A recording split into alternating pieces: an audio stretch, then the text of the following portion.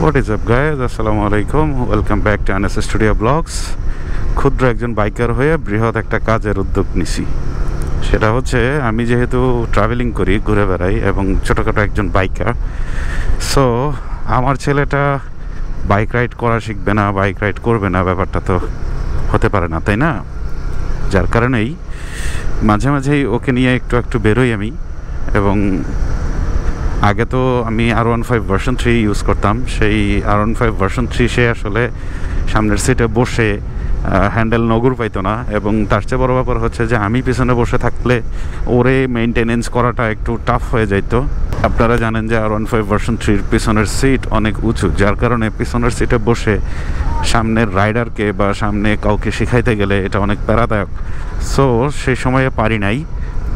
But হচ্ছে আমার এই হন্ডা CB 150Xটা নেওয়ার পরে সে এটা ইজিলি সিটের সাথে মানায় নিতে পারছে এবং সিট থেকে সে হ্যান্ডেলটা খুব ইজি ধরতে পারে। যার কারণে আমি তাকে ধীরে ধীরে প্রিপেয়ার্ড করতেছি, রাস্তা সম্পর্কে বোঝাচ্ছি, কিভাবে মোড় ঘোরাইতে হয়, কিভাবে টার্ন নিতে হয়, কিভাবে সিগন্যালগুলো ইউজ করতে হয়, হর্ন কখন দিতে হয়, ব্রেকিং কখন করতে হয়, স্পিডিং কেন করতে হয় না, এইসব ব্যাপারে আমি তাকে আস্তে আস্তে প্রিপেয়ার্ড করতেছি।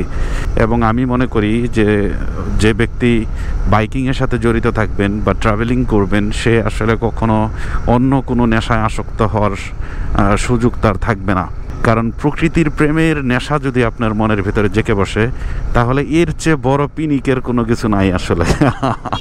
আপনি এই নেশার থেকে ভালো কিছুই পাবেন আশা করি। আপনি মানসিকতার দিক থেকে ভালো থাকবেন, আপনার মন প্রফুল্ল থাকবে, আপনি অনেক মানুষকে চিনবেন, জানবেন, আল্লাহর সৃষ্টিকে দেখবেন। আমাদের নবী করিম সাল্লাল্লাহু আলাইহি সাল্লামও কিন্তু দেশ ভ্রমণ করতেন এবং দেশ ভ্রমণ করা সুন্নত। বাই দ্য ওয়েজ, তো ধীরে ধীরে ছেলেটাকে চেষ্টা করতেছি প্রিপেয়ার্ড করার জন্য এবং তাকে রাইড শেখাচ্ছি। ব্রেক লিভার, গিয়ার লিভার, যদিও সে আসলে নগর পায় না পা দিয়ে, এই যে দেখেন তার পা। বাট আমাকে ওই কাজ করতে হচ্ছে। তবে এমনি রাইড সে কিন্তু মোটামুটি বেশ ভালোই পারে। এবং দেখেন এই যে টার্নিংয়ের মধ্যেও সে কিন্তু গাড়ি ইজিলি সুন্দর ঘোরাচ্ছে, হ্যাঁ, এবং স্লো ঘোরাচ্ছে। Good, very good. এইটা আমার কাছে আসলে একটা পাওয়া মনে হয়, যে সে বুঝতে পারে যে সে কোন দিকে যাওয়ার সময় তার স্পিডটা কেমন থাকবে। দেখেন এই যে টার্নিংয়ের মধ্যে সে কিন্তু অ্যাক্সেলারেশন মোটামুটি ছেড়ে দিছে। আব্বু, তুমি যখন যাবা তখন এই পাশটা ধরে তোমাকে যেতে হবে, ঠিক আছে? ওই দিকে যাওয়া যাবে না, ওই দিক দিয়ে অন্য গাড়ি এই দিকে চলে আসবে, এই পাশে থাকতে হবে। ওকে, এই মোড়টা আমি ঘুরাই দেই, এটা অনেক বড় মোড়। এই যে দেখো, এরকম মোড়ের মধ্যে স্লো করতে হবে, স্লো করে ধীরে আস্তে ঘুরাইতে হবে, ঠিক আছে? ওকে, কিপ ইট আপ, ধরো। ওকে, যেতে থাকো। এই অ্যাক্সেলারেশন ছেড়ে দিছে কিন্তু। ওকে, ঠিক আছে, যাও। মানুষ দেখলে সে হর্ন দিবে, কর্নারিংয়ে সে স্লো যাবে। Good, very good. এখন দেখি কি করে। ওকে, বাম দিকে, হ্যাঁ, ওকে, ডান দিকে। Good, very good. Wow. Horn দাও, বাজারের মধ্যে হর্ন দিতে হবে, স্লো যেতে হবে। হ্যাঁ, ঠিক আছে, এখন আবার যাও। ও কুকুরের বাচ্চা, কিউট ডগ। ওকে, ঠিক আছে, স্লোলি, বেশি বেড়ে গেল। হ্যাঁ, ওকে, যাও। ছেলেটাকে আমি বেশ কিছুদিন যাবতীয় ট্রেন করতেছিলাম। মোটামুটি সে বেশ ভালোই রাইড পারে এবং সে ভালোই অনেক ব্যাপার বুঝে নিয়েছে অলরেডি। যে জিনিসটা একটা দক্ষ রাইডারকে বোঝাইতে গেলেও অনেক সময় লাগে। বাট আমার ছেলে আলহামদুলিল্লাহ আল্লাহ পাকের রহমতে এবং আপনাদের দোয়ায় সে সেফটির ব্যাপারটা অনেকটাই বুঝে গেছে এবং সে হেলমেটের জন্য খুব পাগল হয়েছিল। সো আপনারা জানেন যে আমার একটা বাইক অ্যাক্সেসরিজ শপ আছে, সো সেইখানে বেবি হেলমেট পাওয়া যায়। আমি সেখান থেকে আমার এই ছেলেটাকে একটা মোটামুটি ডট সার্টিফাইড একটা হেলমেট একটু বাড়াইতে হবে। হ্যাঁ, একটু, এটা যেহেতু ওচা, একটু বাড়াইতে হবে, ঠিক আছে? ওকে, এখন আবার নর্মাল।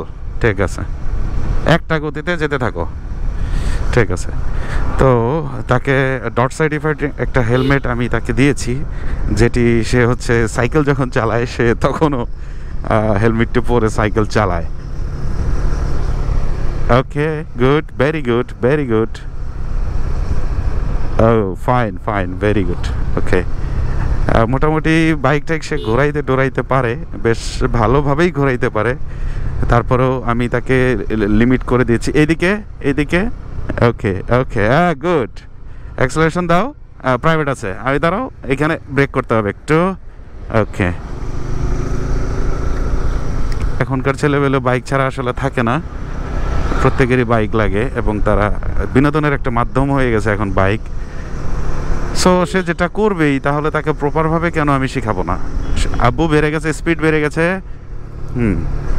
ওকে, আমি যে সচরাচর খুব বেশি তার হাতে বাইক দিছি ব্যাপারটা কিন্তু তা না, এবং আমি কিন্তু অ্যাকচুয়ালি পিছনে পিলিয়ন সিটে বসে আছি। হ্যাঁ, টোটালি পিলিয়ন সিটে বসে আছি, সে বাইক চালাচ্ছে। ওকে, যাও যাও। এবং ভালো রকম ব্যালেন্সিং সে করতে পারতেছে আই থিঙ্ক। যদি বলি যে বাইকিং করে সার্থকতাটা কি, তাহলে বলবো যে বাইকিংয়ে আমার সার্থকতা এটাই যে অ্যাটলিস্ট আমার ছেলেটাকে আমি প্রপার গাইডলাইনে তৈরি করতে পারতেছি। এটা একটা অ্যাচিভমেন্ট বলতে পারেন। তো যাই হোক, আজকে ভিডিও আর বেশি বড় করব না। তো আপনাদের কাছে অনুরোধ থাকবে আমার এই ছোট্ট বেবিটার জন্য সবাই দোয়া করবেন, যাতে করে সে হচ্ছে একজন ভালো মানুষ হতে পারে, একজন ভালো রাইডার হতে পারে, এবং প্রকৃতির প্রেমে এসে যেতে আসক্ত হয়ে থাকে, অন্য কোনো দিকে যেন না যায়। সর্বোপরি আমি চাই যে আমার ছেলেটা শিক্ষাগত যোগ্যতায় কতটুকু যেতে পারবে আল্লাহ পাক ভালো জানেন, তবে যতদিন সে বাঁচবে আমি চাই সে ভালো মানুষ হয়ে বাঁচুক, ভালো মানুষ হয়ে সবার সাথে মিলেমিশে সুন্দর করে অসহায় দুস্থ মানুষের পাশে থেকে সে কিছু করার মতো মন মানসিকতা নিয়ে বাঁচুক, এটাই আমি চাই। আপনাদের কাছেও দোয়া চাই, আপনারা আমার ছেলেটার জন্য সেই দোয়াটা করবেন। সবাই ভালো থাকেন, সুস্থ থাকেন, অবশ্যই এনএস স্টুডিও ব্লগসের সাথেই থাকবেন।